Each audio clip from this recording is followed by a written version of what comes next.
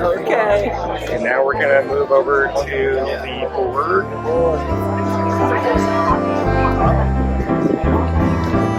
Lots of programming, special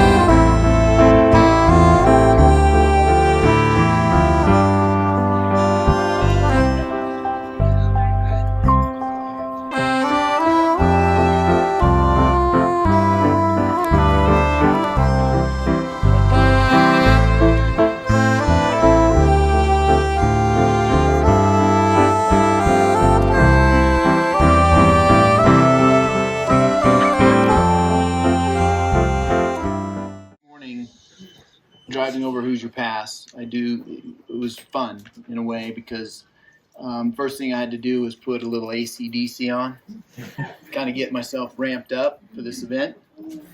Then I put on a little reggae, kind of bring myself back down and calm down. And then I put on my country, just because country's a lot about living life and overcoming hardships and love and good stories. Kind of fitting, I guess, for where we are here.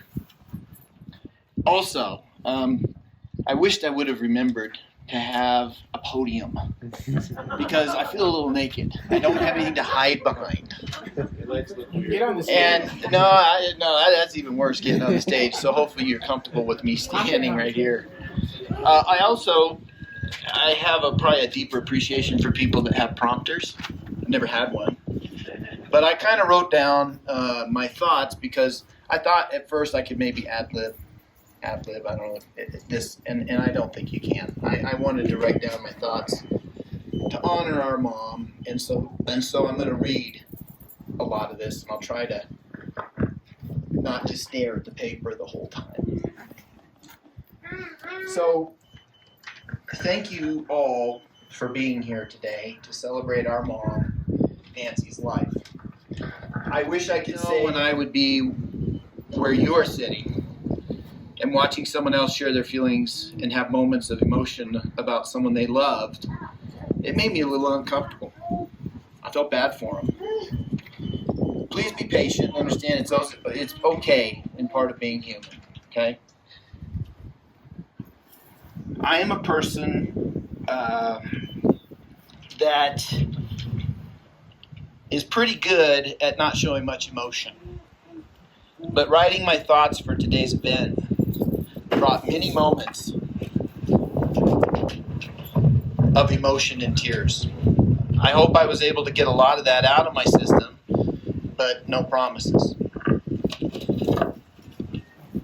When you reflect back on a person's life, you try to prepare for a person's celebration like this to help people understand what parts of their life made them the person that they are. And what she meant to me and others will help you, I think, understand why she was the person that she was and her passions in life. This is Mom's early years. Mom was born on October 6, 1937. To put it in perspective, that was just after World War II started in 1935. And the war lasted until 1945. Just a little trivia. Mom was raised in a very close and loving family. Her mom and dad, John and Janice, were great parents. And they were married until they both passed away. Mom was the oldest of 3 kids. Her 2 siblings were her brother George, who has since passed away, and her younger sister Val Tilley, as you all know, who is not here today because living at 10,000 feet is now very difficult for her. She is, however, here in spirit. I say Val is here in spirit. Aunt Val is such a great storyteller, and I had some really incredible conversations with her. I thought I had heard some stories about my mom's early life, but I wasn't really sure. You know how when you're a kid, you think you kind of thought you heard something, but later on you might have just imagined it. Anyway, I had to call Aunt Val, to see if this was actually true, which I'm at least glad to know that it was true. Of course. A lot of people knew my mom as the firewood lady. Maybe it was the fire extinguisher lady. Maybe it was the poinsettia lady. Or more later in life, the goat lady. Her closer friends and family knew her as Nancy or Nance. To her boys, myself, Craig, and Gary, she was Mom. Yeah, just a sec. This is one of those moments. To her grandkids, Shelby, Slater, Ridge, Hunter, Cody, Jackson, and George, she was Grandma Loon. There is a story there, but she loved that nickname. I'm not going to tell you how she got that. I don't know if Craig or Gary will share that, but it was very becoming of her. For my brothers and our families, this is a happy day, and a day to celebrate our mom's life. While there was certainly some tough times along the way, Mom was able to live her life the way she wanted, which all started when she was a young girl. And, sorry guys. Okay, thank you, Shelby. I got a quote here. Mom was able to live her life the way she wanted, which all started when she was a young girl. And to live in the place that made her happy. The happy place, this place is her happy place. And that's where we are today. This is where my brothers and I were raised. Nothing gave Mom more joy than coming out in the morning to feed her mini animals, which she referred to as the critters. Yeah, thank you. Appreciate that. So she loved her critters. The horses, the burros, the goats, the cows, just about every type of other animal you might expect to see on a farm, we had at one time or another. Her most prized possession was something that she created. And she gave and received unconditional love, and that was us three boys. I am grateful and feel fortunate that my mom was part of my life for the past 61 years.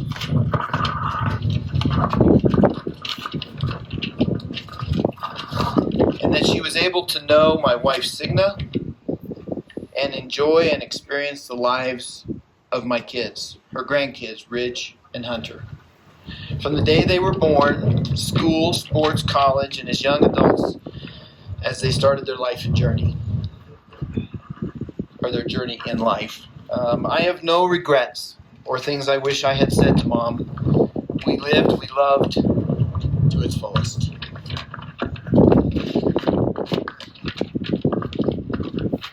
So,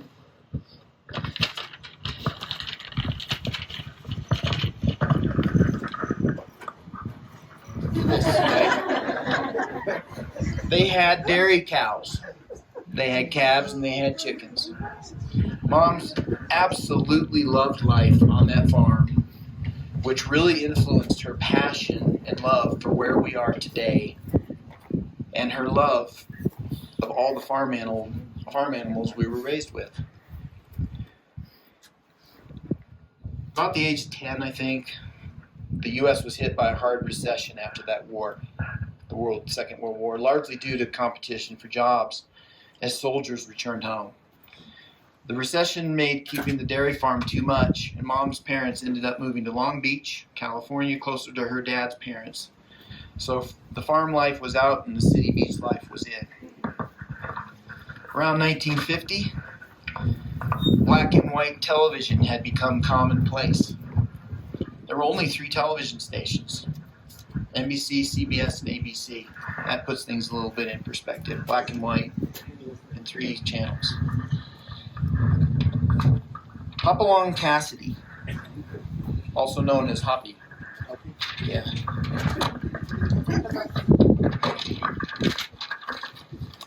I wasn't going to do that. Yeah, thank you. Hopalong Cassidy, who was also known as Hoppy, and there's a lot of people here who may never know what that show was, but it was a 60-minute American Western TV series. It was the first Western television series in television history. The show was really popular with young kids, especially, and Nancy, Mom, was one of them. Hoppy was the main character. He was the good guy slinger and the trail boss at the Bar 20 Ranch. Basically, the plot was about a ranch foreman on another ranch, the bad guy, who tries to start a range war by playing 2 ranches against each other whilst helping a gang of rustlers take their cattle. Joined forces with Hoppy and his 2 sidekicks, Lucky and Gabby. And every week they would work on bringing the cattle rustlers to justice.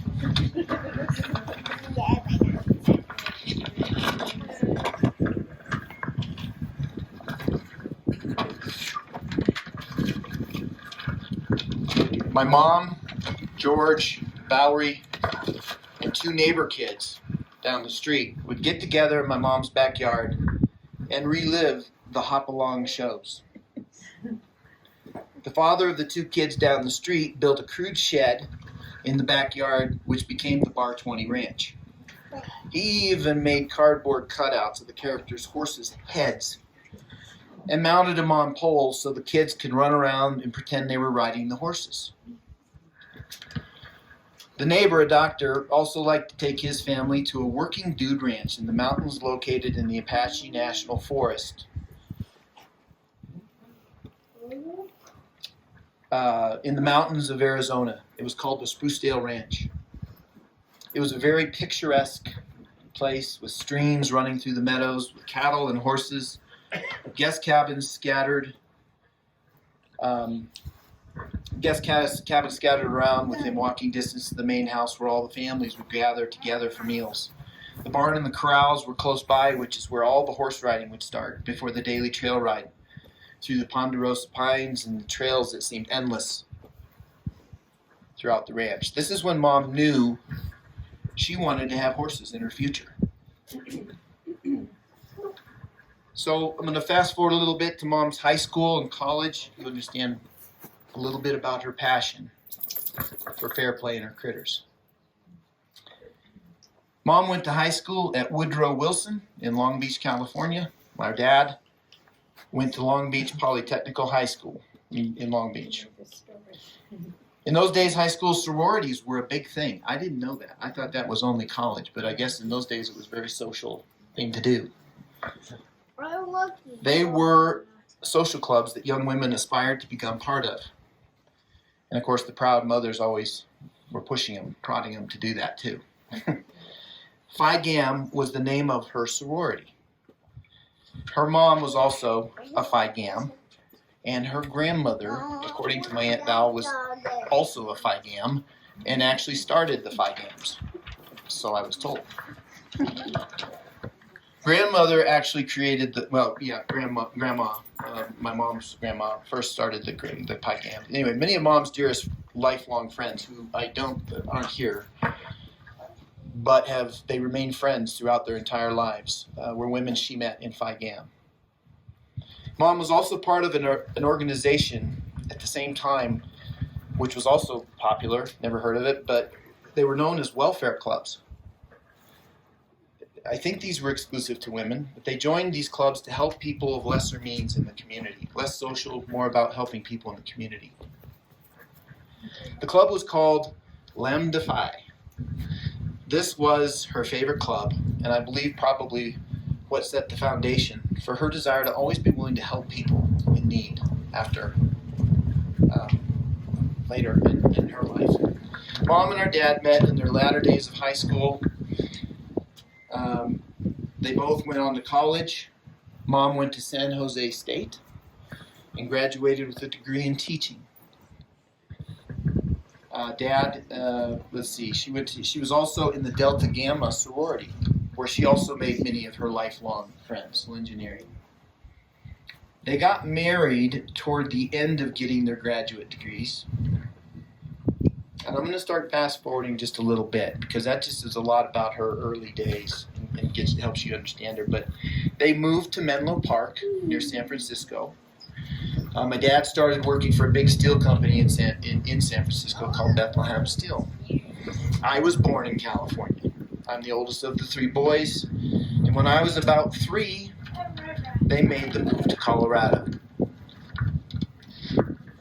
The next part. One of Dad's fraternity brothers moved to Denver first. Colorado and the mountain lifestyle was really starting to take off about that time. He had a lot of influence on my folks deciding to also make the move to Colorado. Some of you may have remembered him, Jerry Dunn, who also passed away a few years ago. Great guy. Sometime in that transition, and especially with the influence of the Sprucedale Ranch, Mom and Dad decided that they wanted to raise quarter horses in their mountain lifestyle.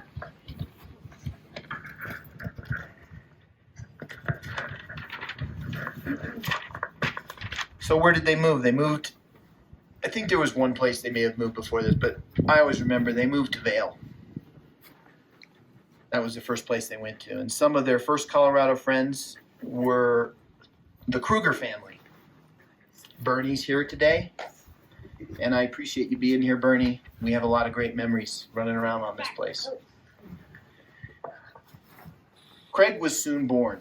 I think, Craig, were you born at the Glenwood Hospital? Yeah, Glenwood Springs. Glenwood Springs. Craig's the middle guy. Yeah, no hospital in Vail at the time, right? No. Right. No. That's why he had to go to Glenwood Springs. Yeah, those were the days when you had to get to Denver. You drove over Vail Pass and Loveland Pass and then on to Denver. Oh, wow. Maybe someone remembers how many hours that took. I don't, but I just know it was a long time. So,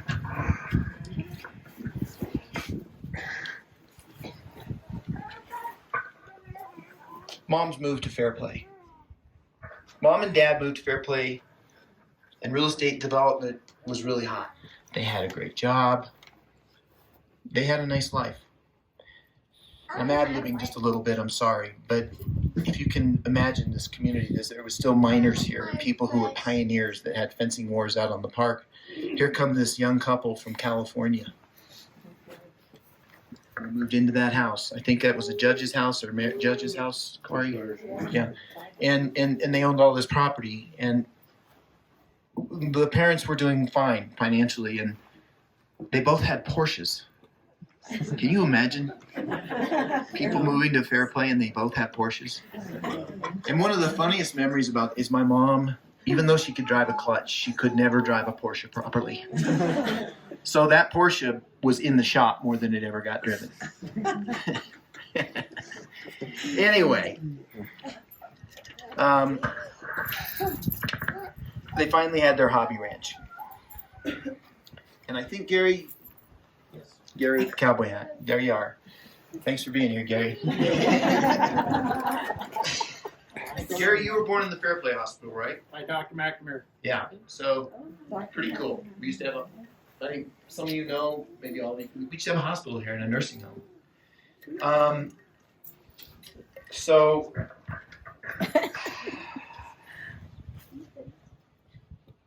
let me see where I'm at here, guys. She had, as a young girl, on the dairy farm. And she had her horses that became a big part of her life from the Sprucedale Ranch. A lot of life happened after Mom and Dad moved to Fairplay. And I won't go into all those details, but in the beginning, everything was really great. And it was good. There was so much that happened during that time that defined me as a person and brought out the amazing character traits and demeanor of our mother. I think you really see a person's true character when they're put in a position of sink or swim, give in or persevere, give up or buck up. Mom and Dad ended up getting a divorce. The 1973 oil crisis destroyed my dad's business, and times got really tough. The Porsches, by the way, went away. Mom was all of a sudden a single mom with 3 boys to raise and the challenge of trying to figure out how not to lose this place. And the lifestyle she dreamed about her entire life. So many times there seemed to be no light at the end of the tunnel. And the easiest thing may have been to just throw in the towel and give up. She always found a way to see the positive in a situation when many would give in to the negative. She always made sure we had good food on the table and a good clothes to wear to school. To help illustrate the times, not to make you feel sorry for us, but there was one Christmas, all we got was a new pair of winter socks, a pair of long underwear, and an orange in our stocking. Is that when the origins started? No, that was just some times. It just happened. It was life. She had a propensity to always be there to support the underdogs in our community. She really enjoyed being involved in politics. She was a courageous person that never backed down from a debate to advocate for causes she believed in. She believed in hard work and putting 110% effort into everything she set out to do. She did not believe in making excuses. She did not hold a grudge. and was always willing to give second chances. She fought with everything she had to never lose her dream, which was to keep this property, provide a home for us boys, and raise her animals. She always saw the good in people. We're getting there, guys. Fondest memories. I love this part. After I was married and Signa and I had children, Ridge and Hunter, Mom lived part-time with us for approximately 17 years. She'd drive over to Fairplay and look after her animals and take care of her business in Fairplay. And when she came back to our home, we would talk about politics and what was going on in the world. Signa would always have a glass of tequila on the rocks with lime ready for my mom, which somehow she managed to sip and never quite finish for the entire evening. But boy, did she love that tequila. She loved to eat the beautiful meals that Signa would prepare, and we'd all sit around the table chatting with the kids about their day. Even though my mom had her own bed, the kids loved it when she would sleep in one of their rooms. They would argue over whose turn it was to have Grandma Loon sleep in the room that night. We had a twin mattress in each of the kids' bedrooms so she could trade off without having to move things around. We loved to laugh together, which many times led to uncontrollable laugh attacks, the kind where you get tears in your eyes. Mom loved plants. Absolutely loved them. She was always bringing plants to our home, both inside and outside. It drove me crazy at the time. I was like, Mom, really, more plants? We're going to live in a jungle soon. I think this was one of her ways of feeling that she was contributing to our family, and we had many nice conversations while I would sit and she would plant, caring for the outside plants. What I find amazing is they are all still living, inside and out. As I've gotten older, I feel that my mom's green thumb had an effect on me.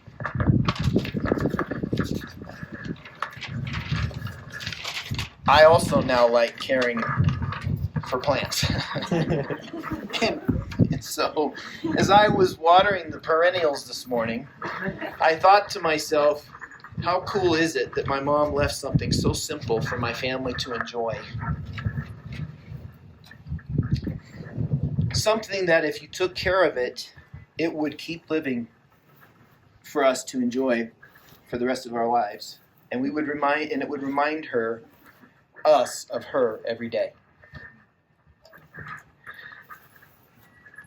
I will miss her spirit and her spark for living life the way that she did and in her own way. I was blessed to have been able to spend so much personal time with her and to see her eyes sparkle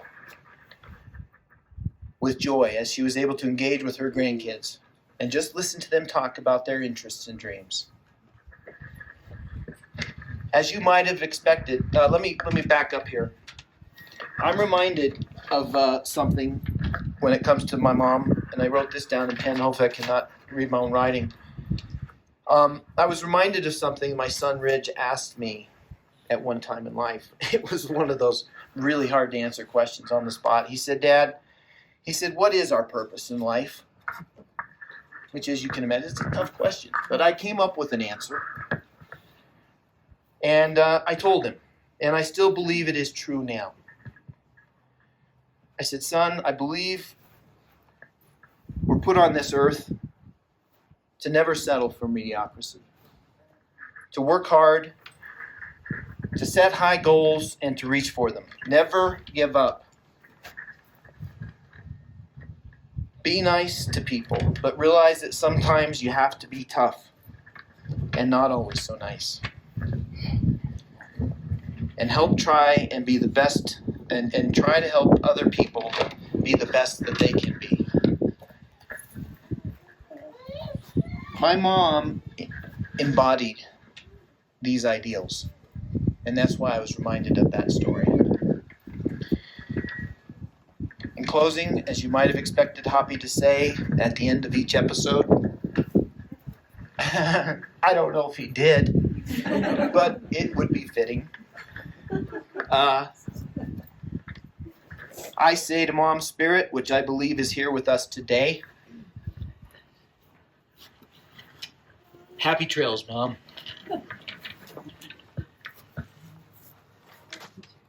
Thank you for listening to that. But I hope that helps you understand who she was and what she meant to me. I know my brothers are probably going to want to say some things, so I'm going to hand the mic over to them. And thank you. And thank you for being here. And we are going to serve food at the end of the event.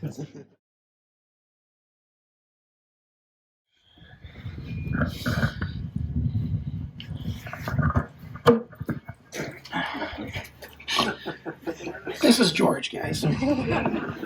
George is named after my mom's brother. I loved Uncle George.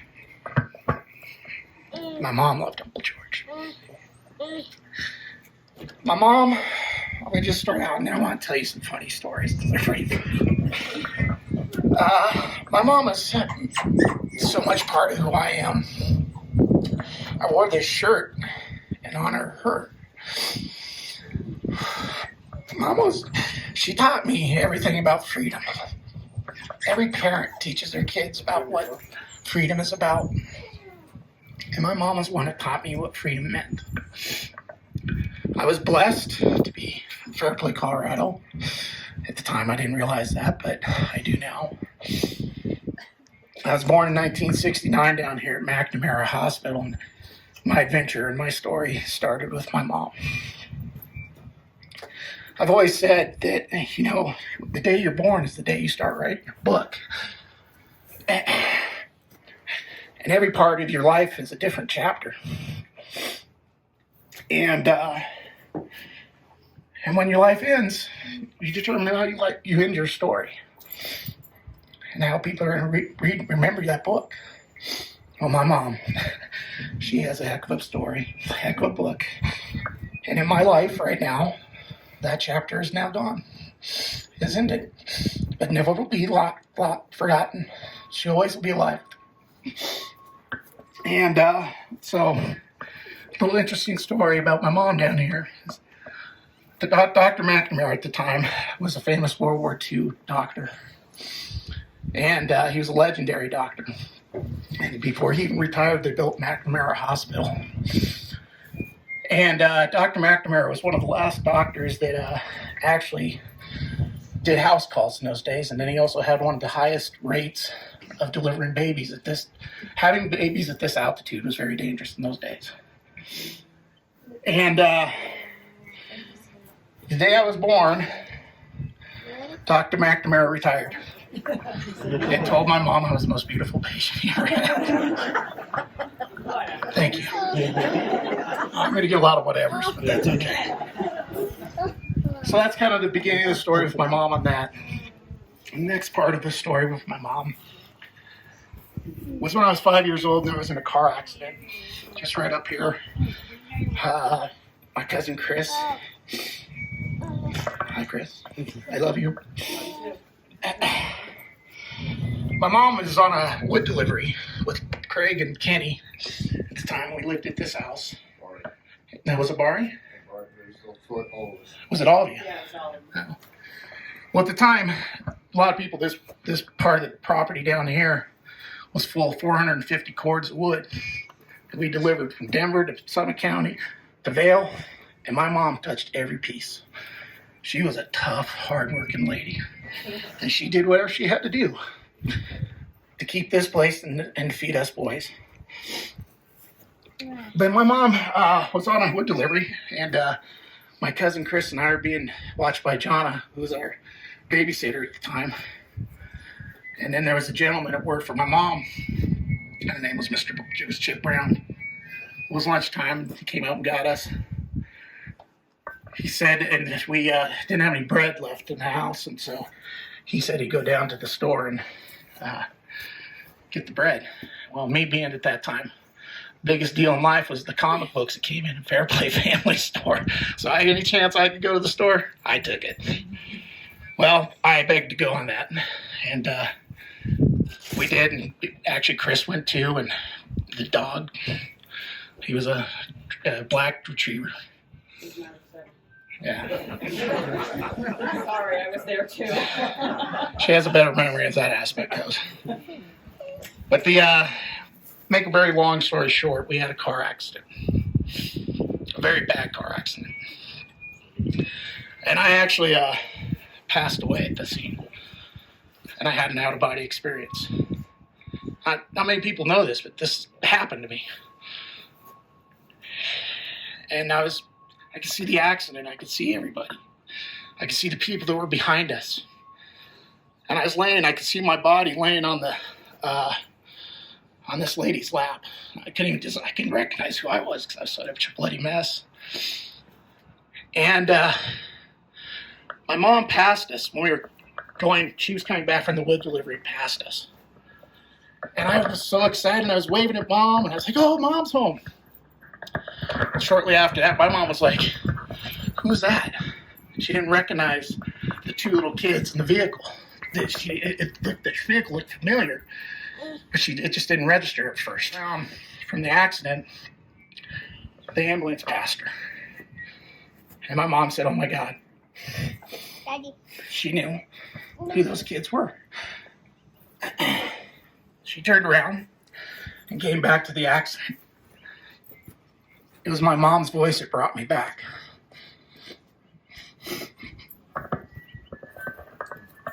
So she brought me into this world twice.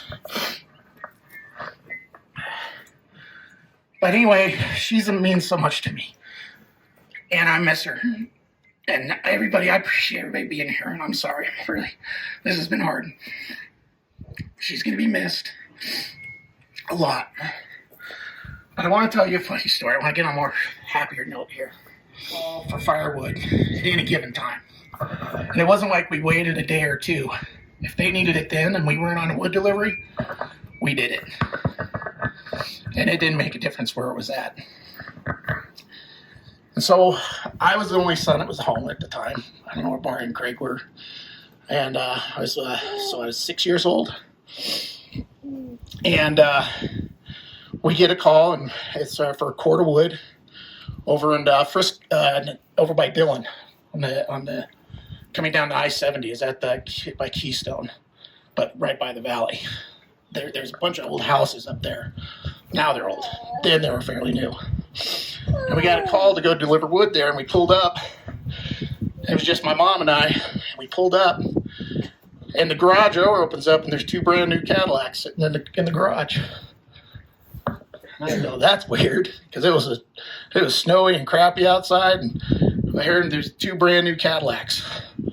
And my mom looks at it, she goes, "That's kind of weird too." And this butler answers the door. It's in a duplex. And this butler opens the door. She says, "Yeah, come on in. We ordered some wood." And he goes, "We need to put it back here." So they walked us through the house, through the condo, and I started noticing all these garments. They had big E's on them. It was Elvis Presley was there. He wasn't there when we were there, but he was there. And I could smell him. It was awesome. Elvis was like, I used to watch Channel 2 on Sunday mornings, and I held the antenna. I was literally Forrest Gump. And I loved Elvis. And when I realized I was in Elvis Presley's presence at 6 years old, knowing who Elvis was, not I just know him, I worshipped him. And I was very excited. So we delivered the wood. And Mom didn't bat an eye. She just kept going, just kept working. And we finished loading the wood and stacking it. No Elvis. And I'm starting to get a little stressed out now because I'm not going to get to meet Elvis. Well, the butler liked us so much. He goes, "Hey, you guys need to stick around." He goes, "Elvis would love," he goes, "you're his type of people." That's what he said about my mom. And he goes, "I'd love it if you'd stayed and wait and see. You'd give him." My mom looked at him, and she goes, and I'm like, "Oh my God, I'm going to meet Elvis." My mom looks at the guy and goes, "We'll stay for a little bit. I got 2 other boys and they're hungry. And I was like, well, no, I don't care if they starve to death, Mom. I really don't. And so we're sitting there, and he takes us on a tour of the condo and all of Elvis's stuff. He goes, you want to see some of Elvis's stuff? And I said, hell yeah. So we go up to his room, saw his jewelry. I got to hold his rings that he wore every day. And I don't know if you ever heard about the nickel plate of 357. Did you guys ever hear about that Elvis had? It was Elvis's gun, and he let my mom hold it. That was the coolest thing ever. Excuse me. Bye, George. And 2 hours go by, no Elvis. And I'm really bummed. My mom says, oh, I'm really appreciated, but we gotta go. Needless to say, I've been devastated since that day. Because my mom would have had a Cadillac, probably. But that was the type of person my mom was. That stuff didn't matter. She thought it was really cool, and she did want to meet Elvis, too. It was cool for her. But my mom knew she had a family to take care of and get back to. And she worked hard. She worked really hard. Oh, excuse me. She looked at you in the eye when she talked to you there. There was something about my mom and her spirit that would grab onto you, and you would remember. People, I've had friends come in from Idaho that didn't remember my mom. And I had, and it's just, she not just influenced me, but she's influenced my boys of who they are. One of the most proud things that my son Cody, my 22-year-old here, he goes, Dad, I think I relate most with Grandma and how I am. And he's an amazing young man. And I thank my mom for that. And I also, when my mom went into assisted living, which was a very hard time for all of us, that was kind of when it all kind of went downhill. As soon as my mom left this land, and we all knew it, this was part of her. The animals were part of her. Every ounce of this was part of her. And when I came up and saw, and I apologize, I'm going to jump around a little bit, but I came up here, Grace and I and the boys came up here just a few weeks ago, and it was the first time I'd been back to the property. Whew, that was a hard one, because there was no animals here. None. And I looked, and that was such a part of my mom. Those animals, when my mom was there, the animals were there, because she loved them. Loved them. And there's some pictures in here, by the way, that will show you that. These pictures were put together with a lot of time and love. And the stories that my brother told you are in these pictures. So if you look closely and you remember the stories, you'll be like, oh, that's what that was. I could go on forever about my mom. But when I came up here, and that was a hard moment for me. I started crying, and Grace grabbed my hand and said, "You okay?" I said, "Yeah, I'll be all right." And there's been a lot in between for all of us, as you can imagine. And to say goodbye to my mom, I'm not saying goodbye. I'm just going to say until next time, Mom. But the boys, we're talking about nicknames. Has anybody seen Coco here? Okay. If you haven't seen it, you need to watch it. And there's a character in it named Coco, and that's my mom. I was like, oh, that's Mom's man. It looks like Grandma. It looks like Mom. And then she talked, and then she did the thing. And I go, it's my mom. Well, Jackson and the boys loved it. George doesn't really remember it right now, but Jackson loves that show.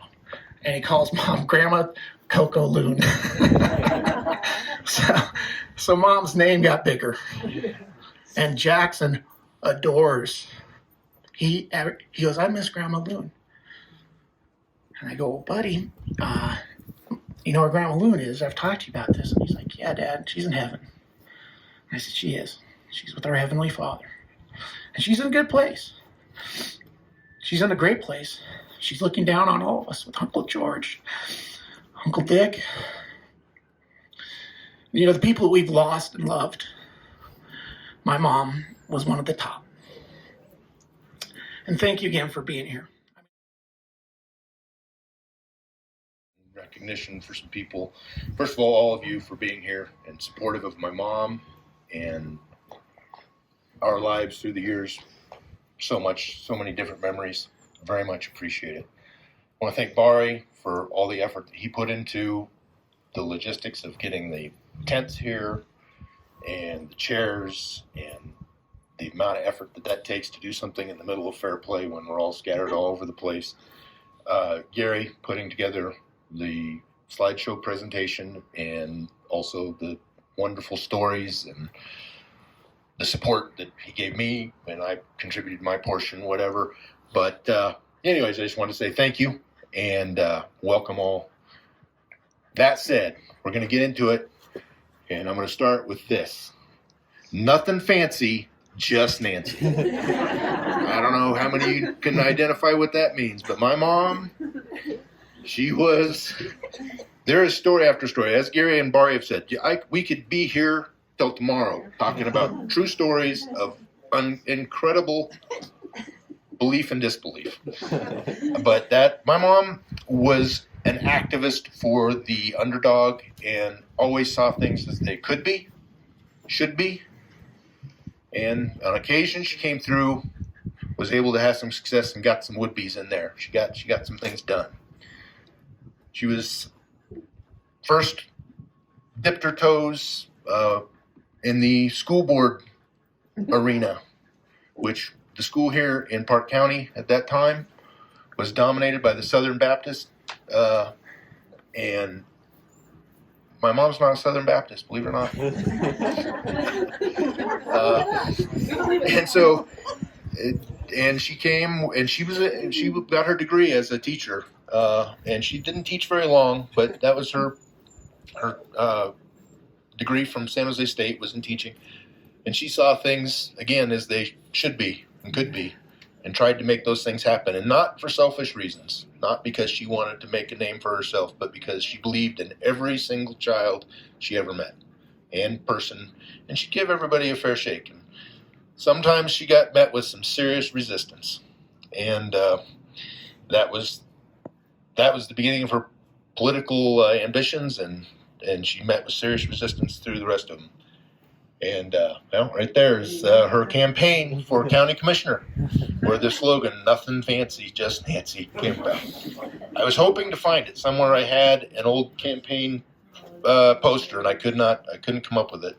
I tried, but anyways, gosh, so many things. And again, I got to pick and choose. I'm ad-libbing because I thought about how to handle this, and it's just best to go that way. Some interesting perspectives on my mom. We together, her and I, got to experience a lot of things. I had a very close relationship, and I think she had different relationships with each and every one of us boys, as well as the standard and deep love. But I was fortunate, I guess, because I was the first person to have grandkids in the entire family, and my lovely daughter Shelby and my son Slater, wherever he's in the back there. And their mother, Karen. So that was a big deal for the family, and it was a big deal for my mom. And so getting to see everything fresh, for the first time, you people that have been through this, and most people here, in one form or another, when the new children, where that comes from. That came through me, and my mom Bari had indicated that people knew her as the firewood lady, the fire extinguisher lady, the poinsettia lady. Well, I had a fire protection business for many years, and in one version of it, my mom always wanted to be active and trying to produce or producing, and she went to work for me and ran the mountain division, as we called it. Sounded very good, impressive. I tell you what, if she could sell the proverbial ice to the Eskimos. I mean, my mom would not let go of a potential lead. And anyway, so in the process of doing that, you folks all probably know, my mom, very, again, outgoing and you might say aggressive as far as sales goes. Very good at the application, the energy, and always following through. But as far as the actual paperwork and the technical things that to run the business, this is not my mom's strong point, if anybody who knows my mom. And so weekly she would come down to visit the kids and to bring in what we would call the turn-in, her weekly take out there doing business in Summit and Park County and sometimes maybe Eagle or some other place. Number one, timeliness. Again, my mom, more energy than anybody I know. Time management, just not something that it was like, it'll get done. But that was about as much as you got.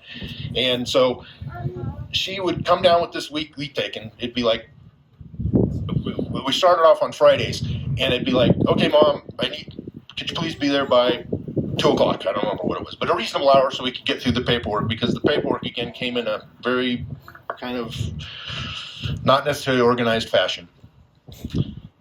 And it would cause me immense, I don't know if I would call it stress, maybe anxiety, but by the end of the time, I would be like ready for my Friday night, like tequila.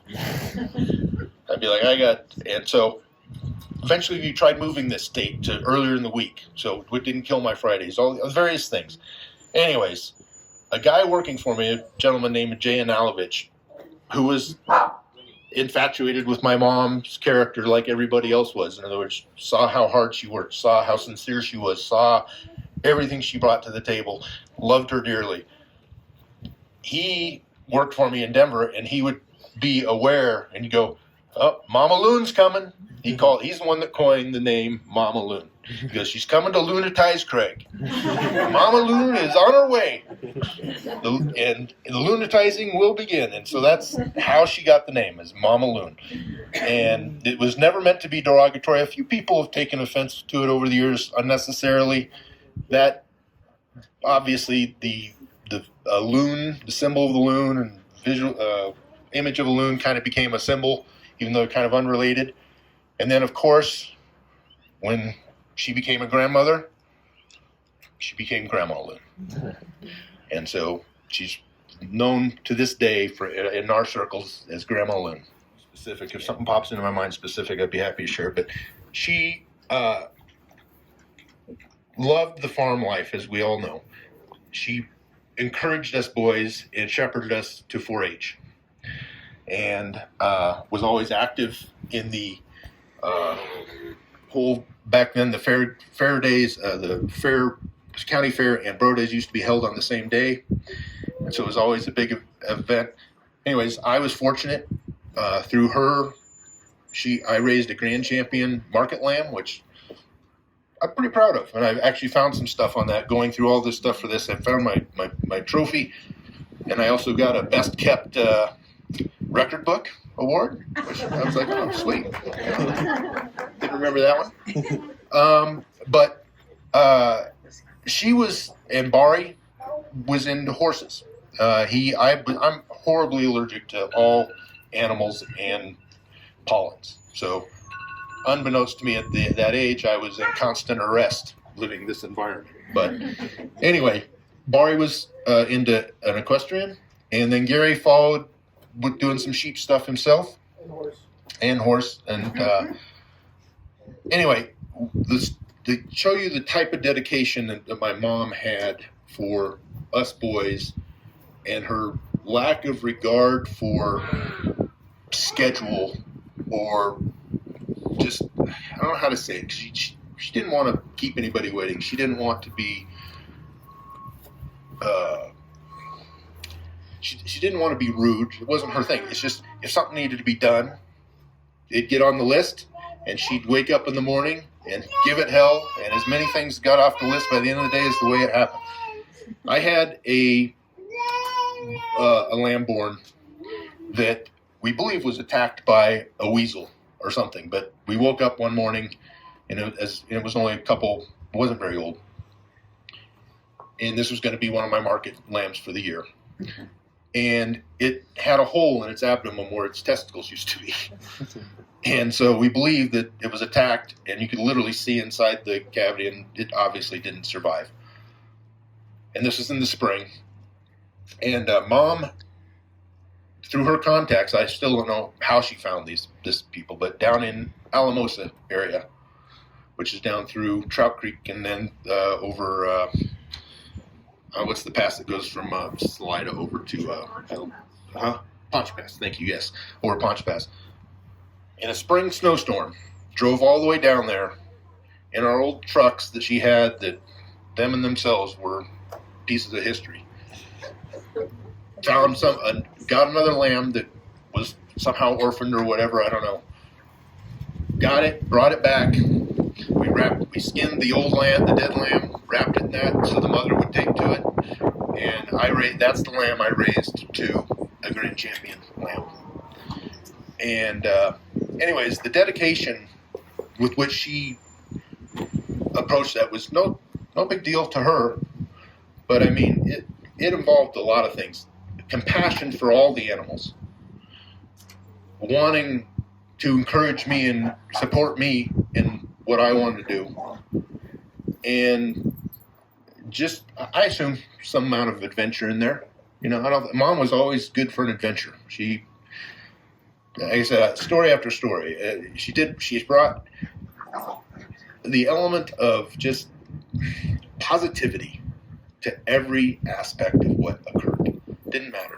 I mean, and when you ever saw my mom down, which was maybe in my lifetime, and I can't remember them specifically, but I remember maybe twice, it was not a good time. If you saw my mom at all down, she'd get way mad before she'd get down, that's for sure. And you wouldn't want to be in her mad side either. Let's see. What else did I want to touch base on?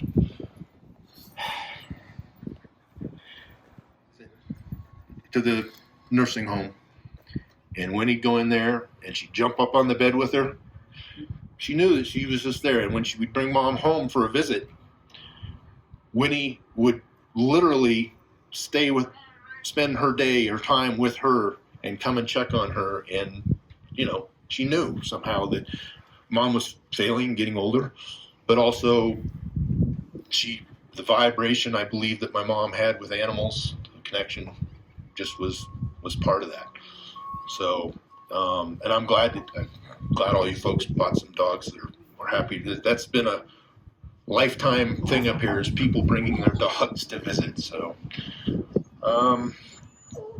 guys, Bari, Craig, and Gary are perfect human beings.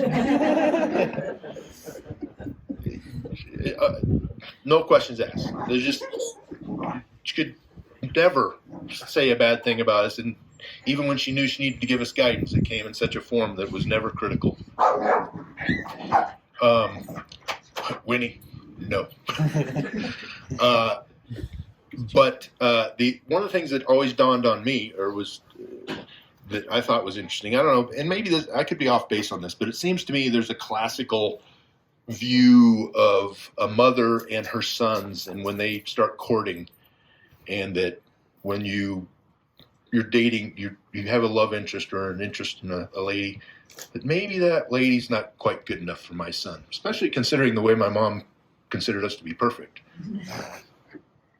My mom, hands down, accepted every single lady friend that we had through the years welcomingly, and elevated them to a level of that was never going to be a stress in our relationship, was the relationship that she had with a person that we were bringing home to, you know, see what would happen.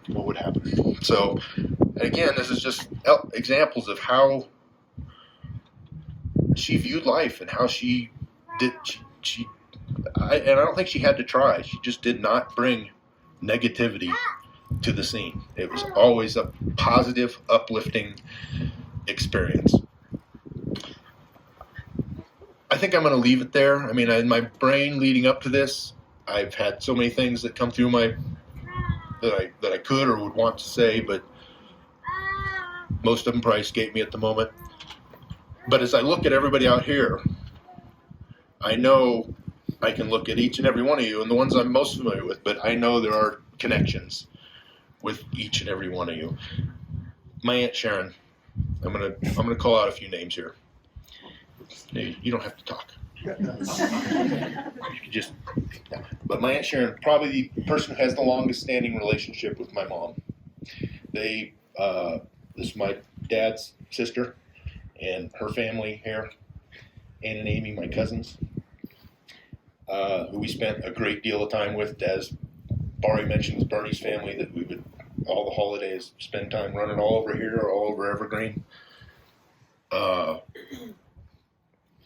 wonderful person. They had a fabulous relationship. Seeing them when they would get together right up until the very end was a dream. It was just so lovely to watch them get together and connect and reminisce.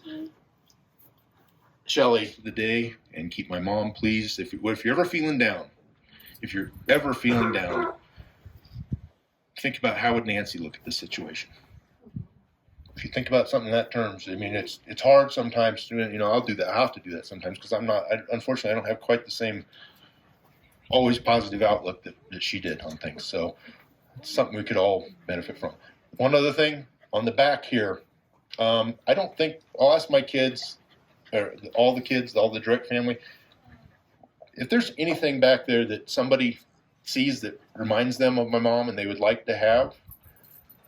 If you want to ask them first, that's fine, but we're happy. We've talked about this. Please take it as a gift from my mom and say this is from Nancy. She would love for it to go on to someplace where it has an appreciation. So, anyways, thanks all for coming. We love you all. And nothing fancy, just Nancy. It's just like soft and spongy. So we all took our shoes off and we're just like exploring the mountains, and she loved it. She'd never seen land like that. She feels so spiritual about land. So she always would talk about that. And I also remember on that trip, it was kind of the first time, around the time she first started using a wheelchair. She could still walk, but she was slow, so we had like places to be. So we like put her in a wheelchair, and Slater and I were just taking turns like cruising her around my campus, just like giggling, laughing. She has such a good laugh.